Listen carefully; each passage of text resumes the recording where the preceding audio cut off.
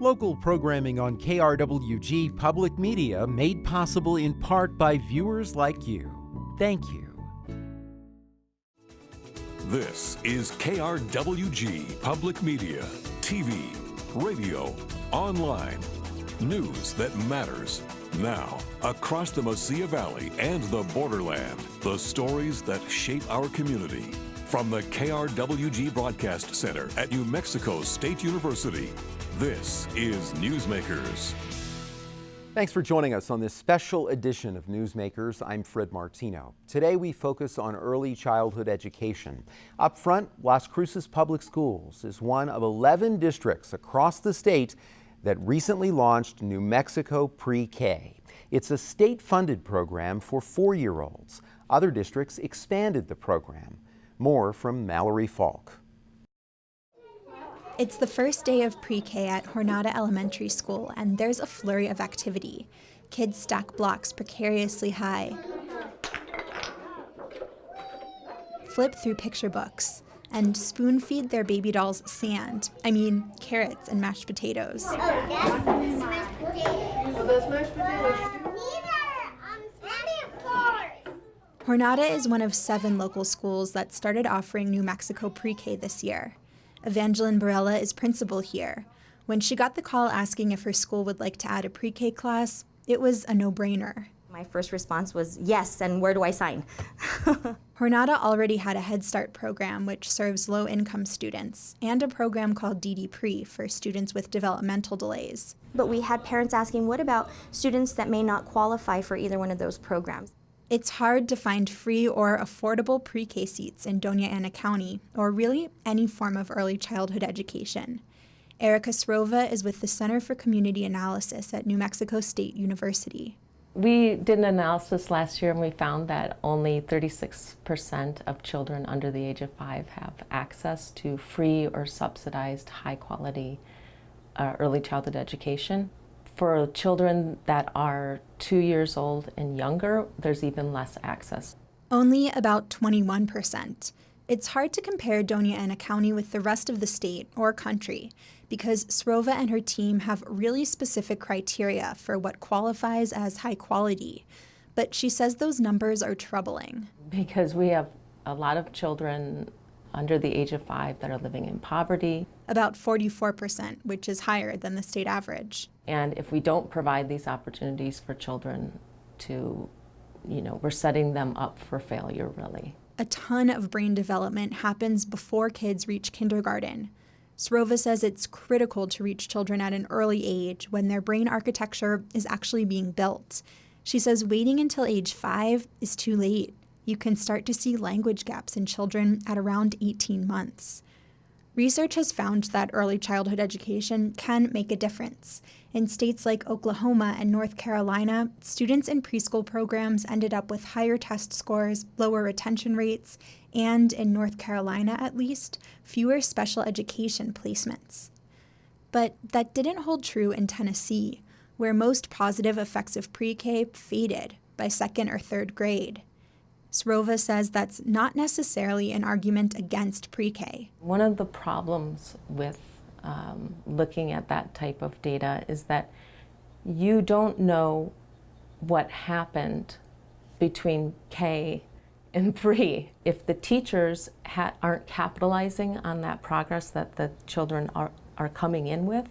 And many researchers agree the quality of pre-K and other early childhood education programs matters.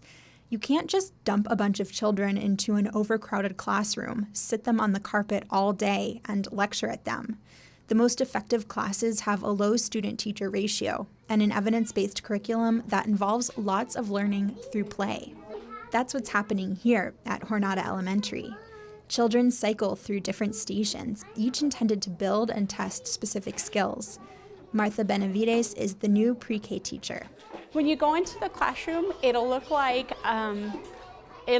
chaos, but it's very much planned out play. And I explained to the parents that, they're going to come home and say, we played, and they did, but there's a lot of learning going on through play. Principal Evangeline Barella says the demand for this type of program is high. She capped the pre-K class at 16 students and says there's a waiting list. Varela hopes the district can offer even more seats next school year. For KRWG Public Media, I'm Mallory Falk.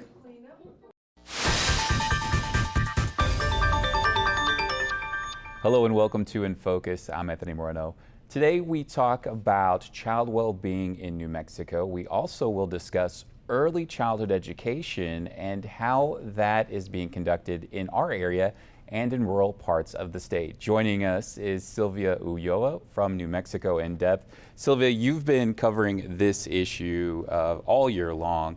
Thank you so much for joining us. Oh, thanks for having me. Now, a judge ruled in New Mexico that the state wasn't doing enough to meet its constitutional requirements to provide an adequate education for students who are at risk. Can we talk a little bit about what that ruling did to really kind of get the ball moving in addressing the issue of child well-being and also early childhood education? Well, I think that what was very specific about that ruling was that the judge is saying that New Mexico is not doing we have a bad rep as it is on educating our children in New Mexico. We're ranked perennially 49th or 50th in the United States on education.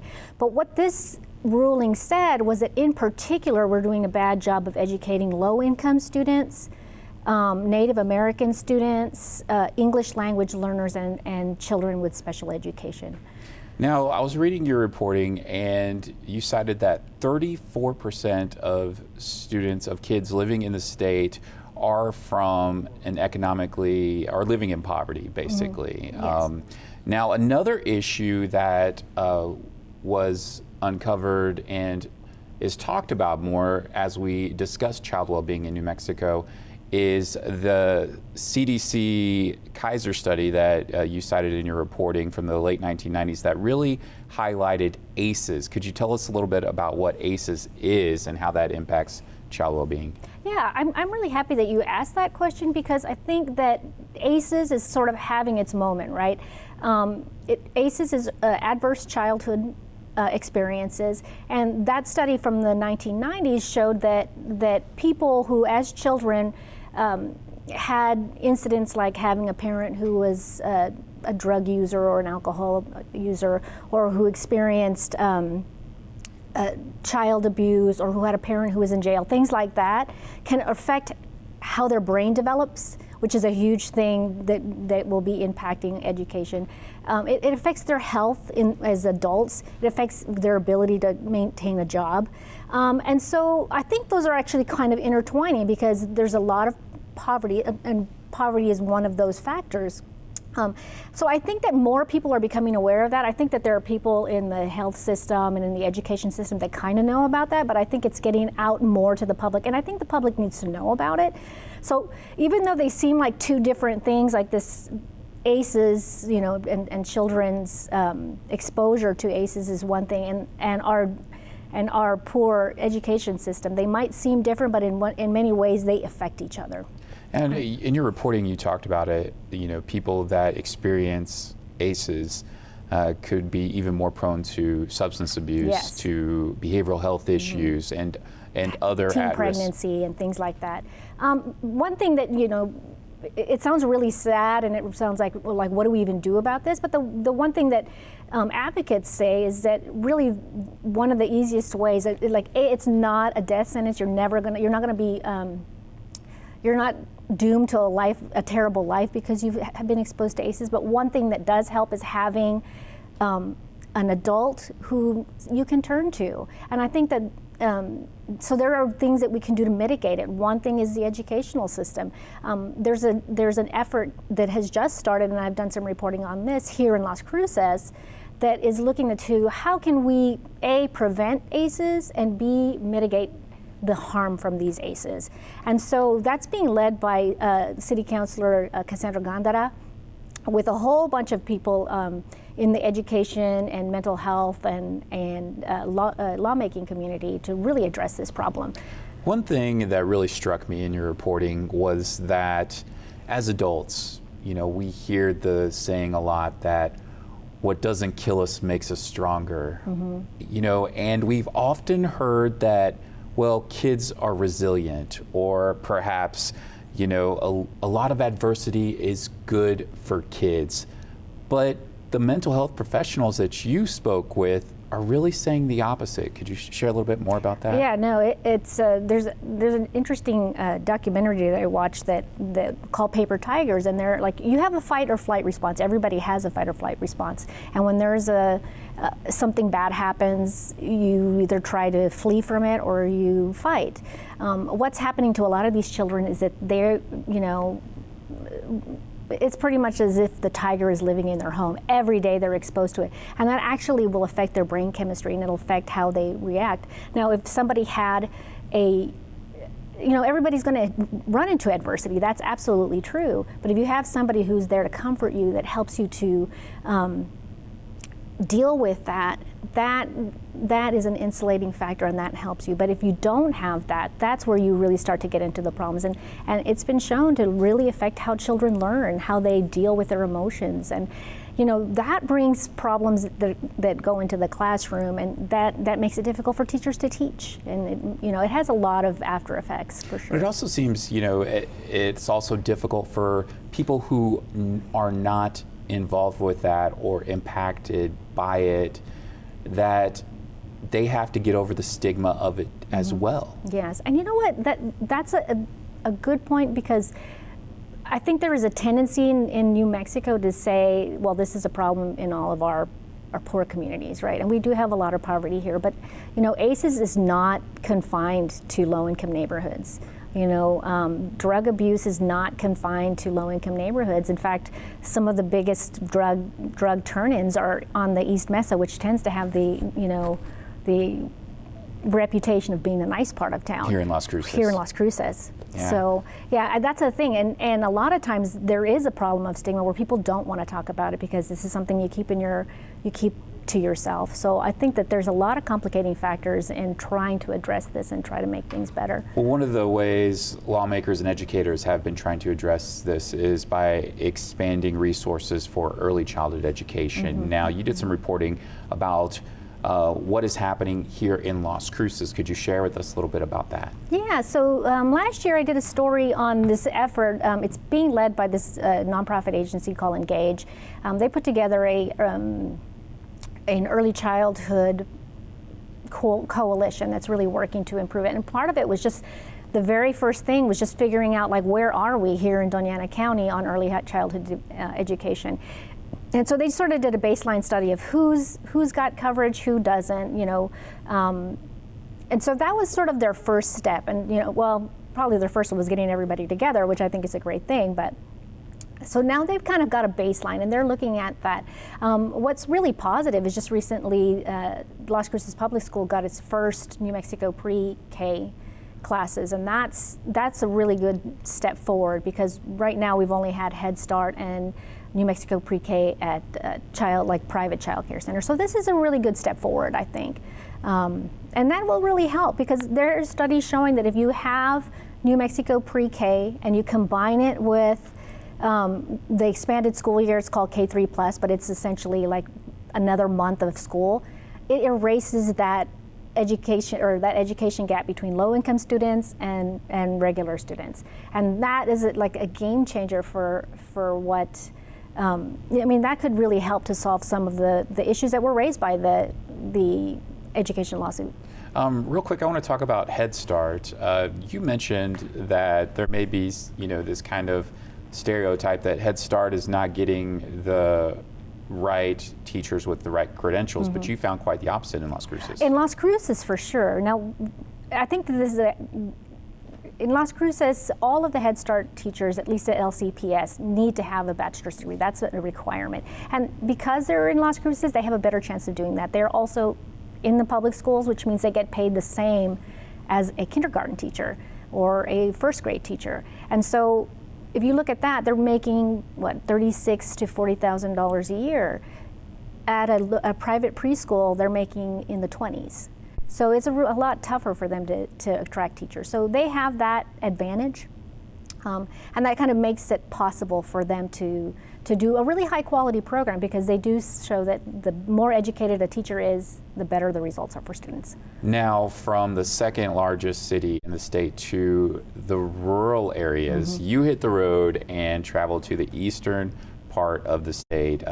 You went to Roswell. Could you share with us what they're doing there and how they're meeting the challenge of early childhood education there? Sure. You know, somebody tipped me off to Roswell because they said, you know, there's just exciting things going on there. And I met a whole group of people that are just so passionate about putting together a really comprehensive plan. Like, they see, you know, they're a really isolated area. They're not that small. There are 48,000. There's 48,000 people in that community, which is fairly large for New Mexico.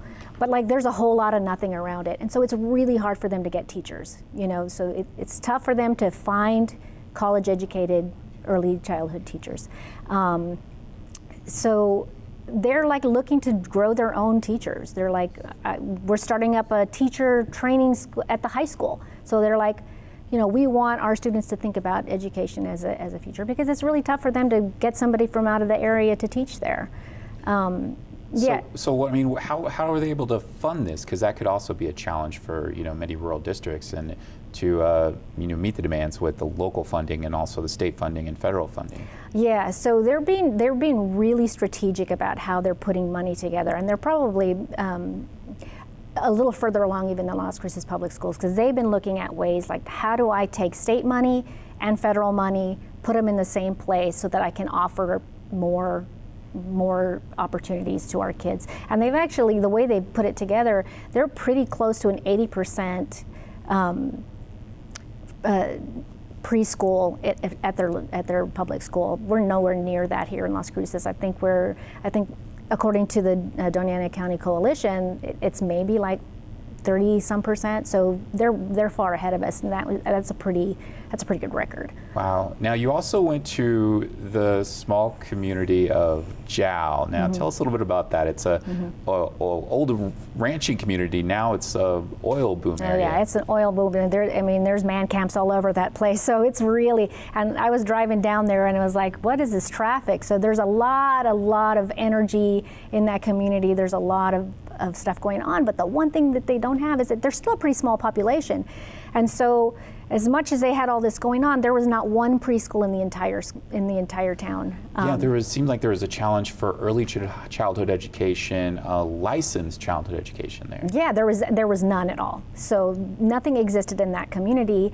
And you know, there's a lot of working folks there, and these people, they can't get any early childhood educators if it's so much easier to go work in the field. And so a lot of the teachers at Jow Elementary, and there's like, it's one school, one elementary and one junior, senior high school. I mean, it's a pretty small community.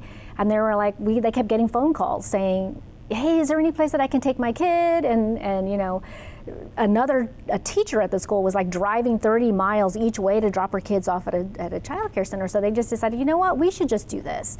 And so they had no idea exactly how that was going to go, and they didn't know how they were going to do it, but they went to the state and asked, hey, can we do this?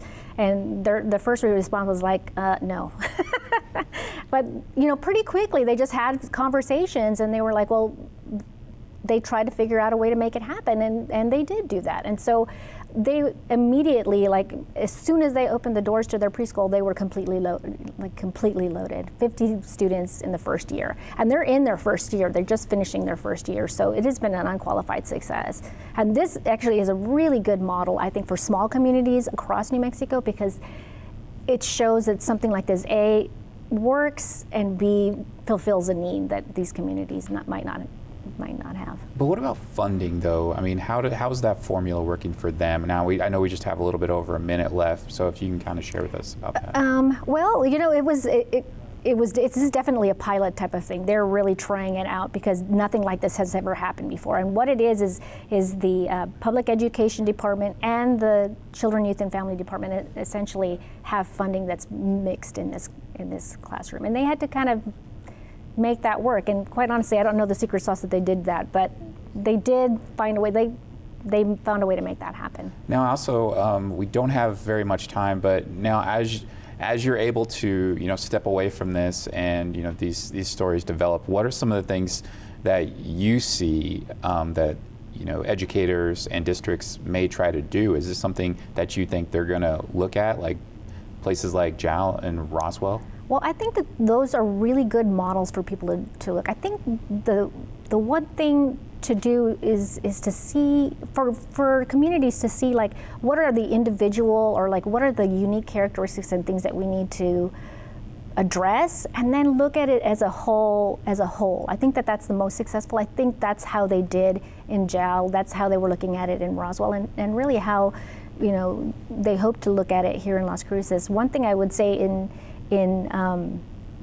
at Las Cruces Public Schools, we were talking about ACEs earlier, and they're looking at a community school model that kind of, and that's something that I'm working on right now, is addressing a lot of these things in a holistic way inside the school, right where the kids are. So I think that keeping kids in mind and then kind of really looking big picture is a great way to approach education in early childhood in New Mexico. Sylvia, thank you so much for joining us. Oh, thank you so much for having me. And we want to thank you for joining us for another episode of In Focus. I'm Anthony Moreno.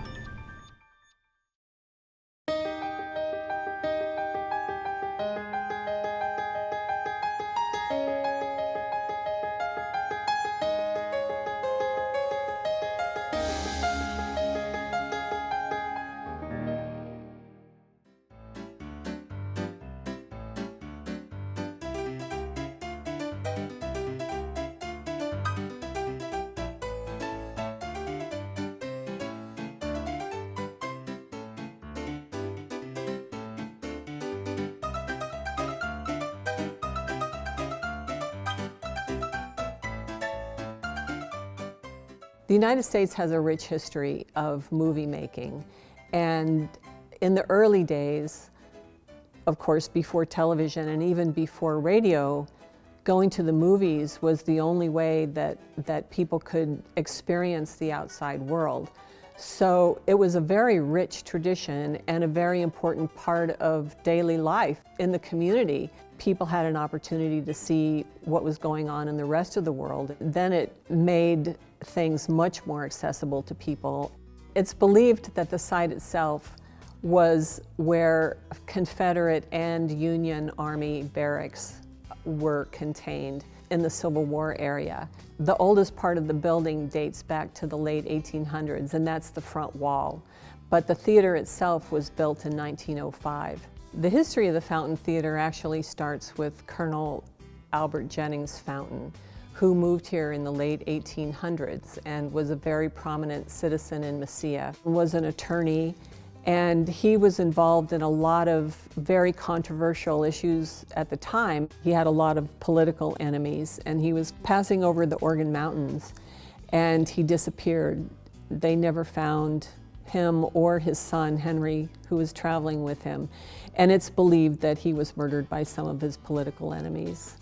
His son, Albert Fountain Jr., built the theater in 1905 as a venue for the Fountain family to perform. So in the early days of the theater, it was a vaudeville theater music variety show. The Fountain family was a family of performers, and so the theater was actually built with them in mind. It was in 1912 that Albert Fountain started showing silent films in the Fountain Theater. And the subtitles were in English, but because the audience was Spanish speaking, he had to translate the English subtitles into Spanish. And he would actually inject little jokes or personal asides into the narrative to entertain the audiences. In 1914, Albert Fountain Jr., son of the original owner, began the murals. And through the teens and 20s, he worked on the murals until they were completed. But over the years, they have been touched up and refurbished due to damage and plaster falling, that sort of thing. Albert Fountain III started showing talkies. That began in around 1929, and until the early 1950s, that was what the theater showed. And then there was a period of time when the building was not used except for storage. It reopened again in the early 1960s with another descendant of Albert Fountain, who then presented more contemporary films to the community. It was in the early 60s also that the Las Cruces Community Theater started working here. The owner of the theater at the time, Arthur Fountain, leased it to the Las Cruces Community Theater, making the theater accessible to NMSU theater department as well as using it as a venue for films. So that was quite an opportunity for people in the community and for people at NMSU because it provided a venue for experience outside the university setting where the public could come and see their performances.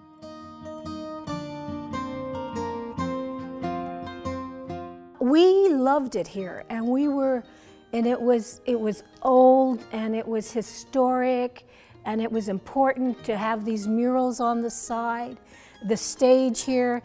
But the most important thing about this place was how at that particular time and energy, the people that connected to it were extremely gifted in the arts. And we didn't do fluff. This was where Mark Menoff got his opportunity to do a lot of his original plays, and he directed, and we were boundless. We had energy galore, and we were fearless is what we were. This was one of my favorite, the effect of gamma rays in the Men Miracles. I was 25 when I did this play, but I was playing a 14-year-old. I remember when I was rehearsing, my hand was shaking, but of course opening night is you walk on stage and it's magic. As far as the theater goes, this year and probably next year, some additional changes will be made, including new theater seats and new cafe seating in the back part of the theater.